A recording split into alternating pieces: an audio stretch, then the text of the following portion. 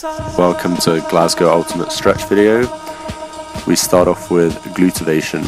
The first exercise is a donkey kick, where you want to make sure you're activating your glute to push your leg behind your body.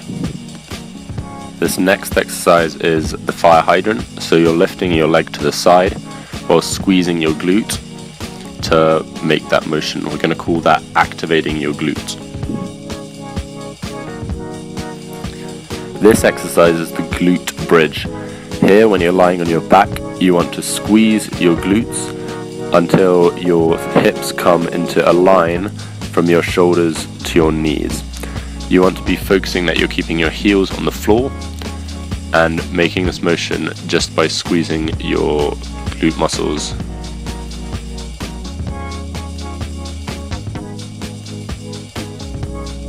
Carrying on with glutivation, Lulu is demonstrating the clamp, which targets your gluteus medius instead of your gluteus maximus.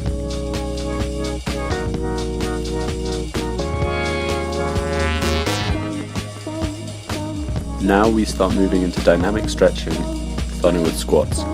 This is important as it establishes an active range of motion at the hip over multiple joints and muscle groups.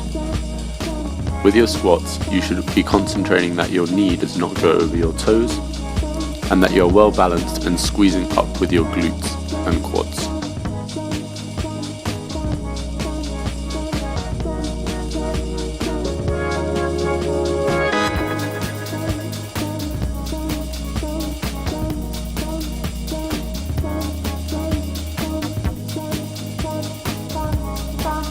When opening the gate, you should feel a stretch in your groin and you should keep your legs high. Some people prefer to move forwards, some backwards, as it is a more natural flow of motion to be walking backwards.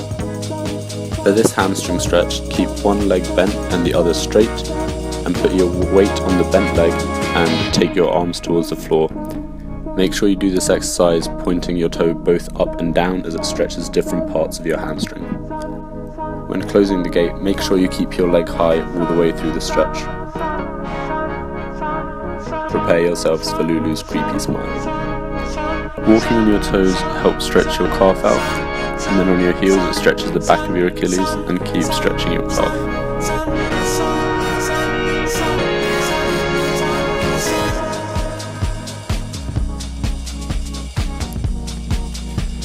Lulu is deciding whether to do back slaps or keyhole slaps to her arms.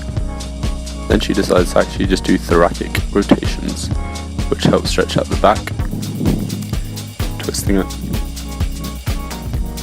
Now taking out the legs helps work the lower back a bit more. Back slaps loosens out the chest and your upper back. Make sure to be reaching high and low with these.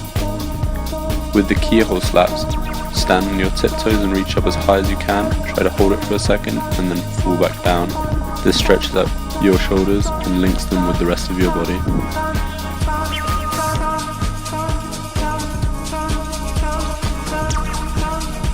Here, Phil is demonstrating hip flow mobility warm-up. When you're rocking, you're getting some core work as well as your hip rotation for your warm-up. And with the pigeon, you're stretching out your glutes.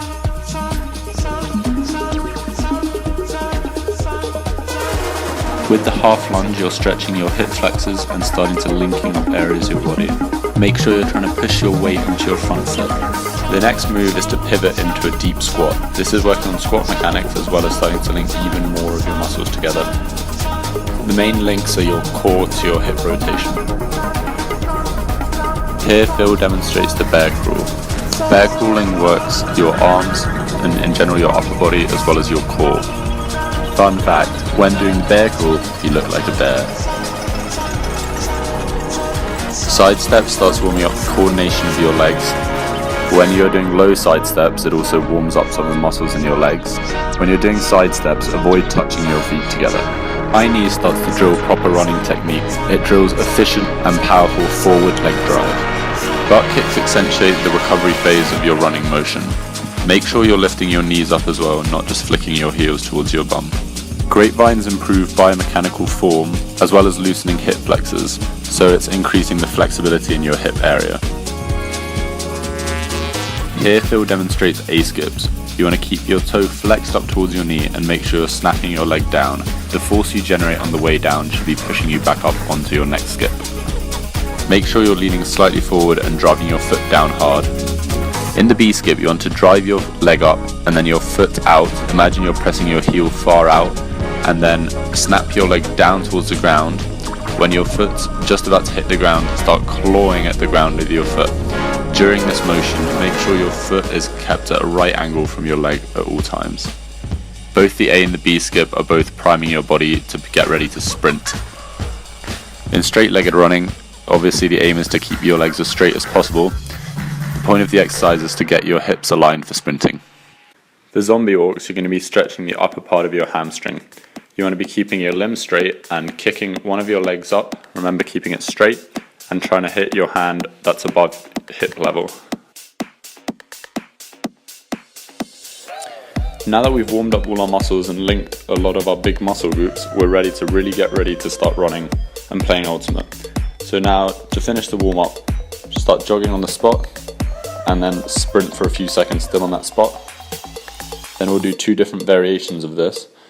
One where you're lifting your knee up, and then after stretching that out for a few seconds, take that into a march, into a jog, and then sprint it for a few seconds. And then we have the same thing but stretching your quad back. Once you've stretched it a couple times, into a march, and then a jog, and then a sprint. One line flows, yeah, I got some of those. You get me, Jamie?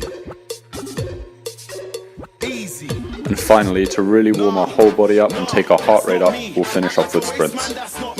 Watch Lulu get absolutely wrecked by Phil. I used to wear Gucci, I put it all in the bin cause that's not me. True, I used to look like you but dressing like a mess, nah, that's not me.